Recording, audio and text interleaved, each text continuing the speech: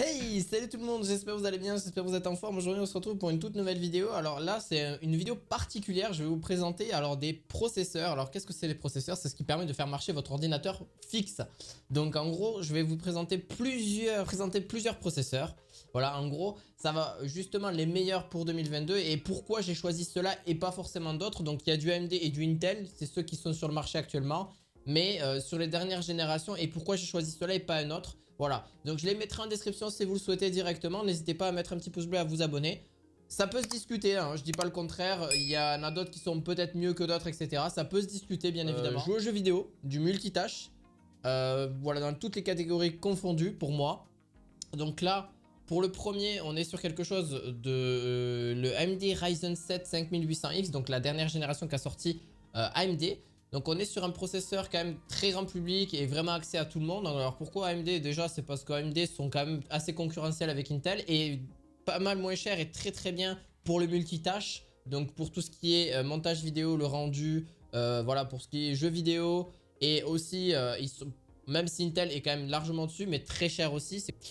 Du coup voilà, donc là je voulais présenter directement le processeur 5800X. Alors pourquoi le 5800X? Alors ce processeur il a une fréquence de 3,8 GHz que vous pouvez overclocker si vous avez un bon refroidissement. Donc c'est la troisième génération de chez AMD qui peut justement s'overclocker à 4,7 GHz. Donc en gros ça vous permet, l'overclocker ça vous permet d'avoir davantage de performance et d'avoir le plus d'FPS et en gros prendre la plus grande partie de votre processeur pour que vous ayez vraiment les plus grosses perfs, que ce soit vraiment tout. Montage vidéo ça accélère un petit peu plus pour les rendus.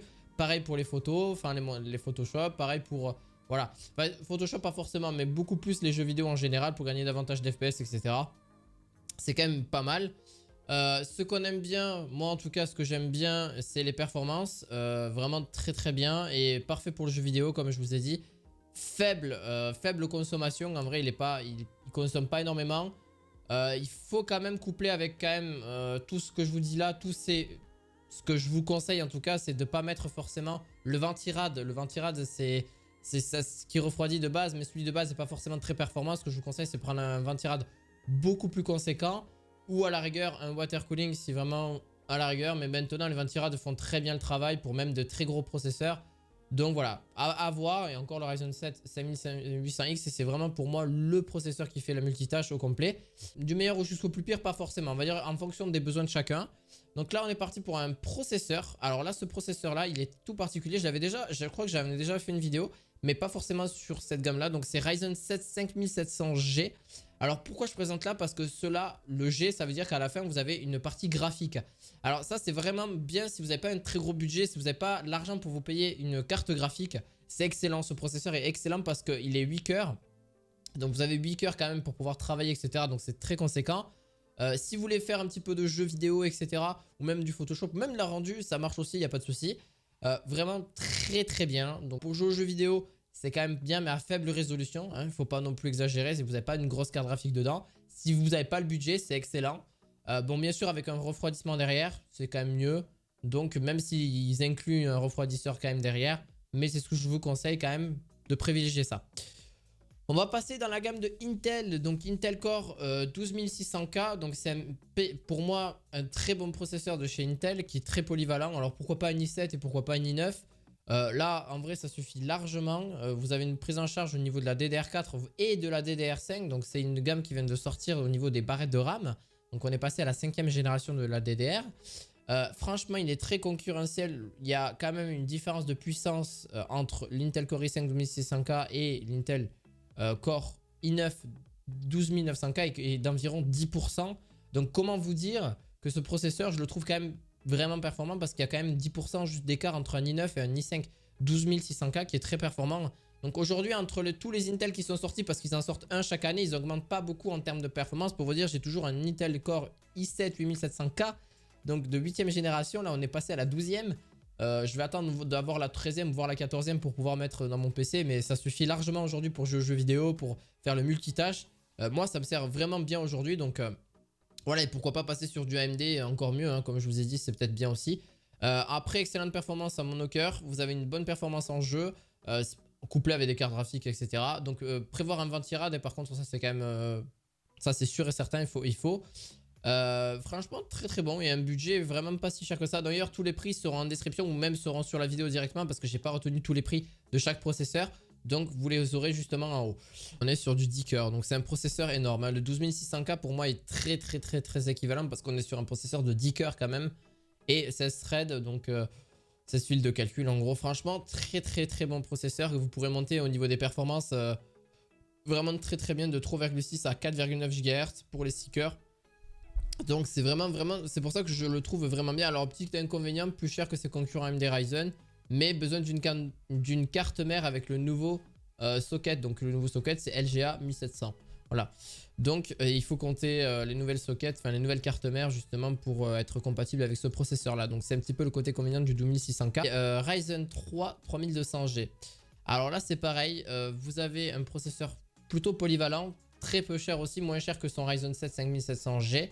Mais quand même qui fait beaucoup parler de lui. D'ailleurs vous pourrez regarder si vous avez besoin, je vous mettrai peut-être des vidéos en description pour regarder un petit peu les performances en termes de jeu pour les Ryzen 7 5700G parce que c'est les parties graphiques et le Ryzen 3 partie graphique aussi. Donc franchement c'est des bons processeurs qui ont une carte graphique intégrée déjà à l'intérieur, enfin une partie GPU quoi. Et vraiment très abordable au niveau du prix aussi, pareil franchement on est sur du 109 €, donc voilà, ça reste assez correct. Vous avez un processeur qui est largement suffisant, que vraiment nickel, bon pour les jeux, bon, à faible résolution bien sûr, prix correct. Voilà, vraiment si vous n'avez pas un gros budget, n'hésitez pas à aller sur ça, c'est vraiment direct et sans problème, vous pourrez vraiment le trouver. Alors bien sûr c'est du M4, donc il faut vraiment aller rentrer sur ces cartes mères là.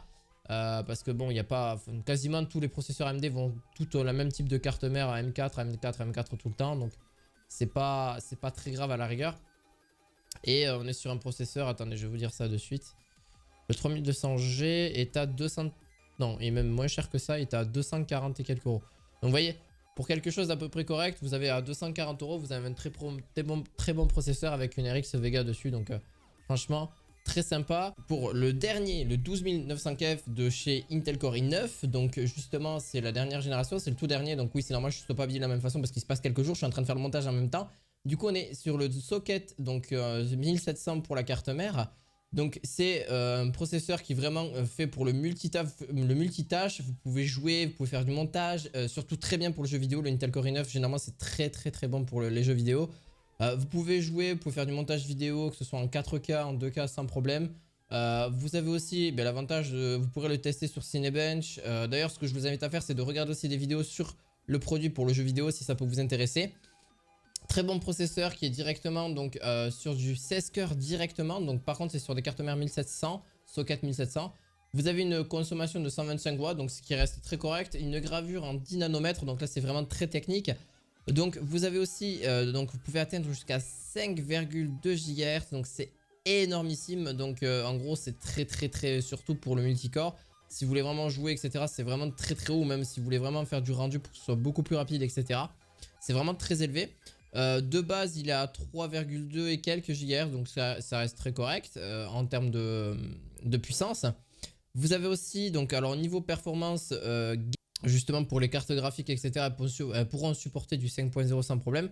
Vous avez au choix la DDR4 ou la DDR5 qui est compatible sur ce genre de PC, donc ayez la carte mère, enfin de processeur, et la carte mère compatible en DDR4 ou DDR5 en fonction de vous.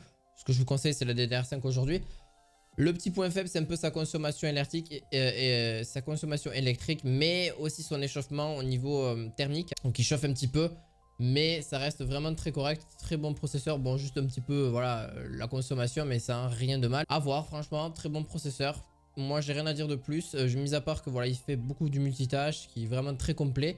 Donc voilà, en description si vous le souhaitez. Ce que je vous invite à faire c'est à mettre un petit pouce bleu, à vous abonner à cette chaîne. On se retrouve pour une toute nouvelle vidéo qui va juste être demain, donc ou demain ou après-demain grand maximum. Et je vous invite à vous abonner comme d'habitude. On se retrouve la fois prochaine. Allez ciao, bye, ciao ciao.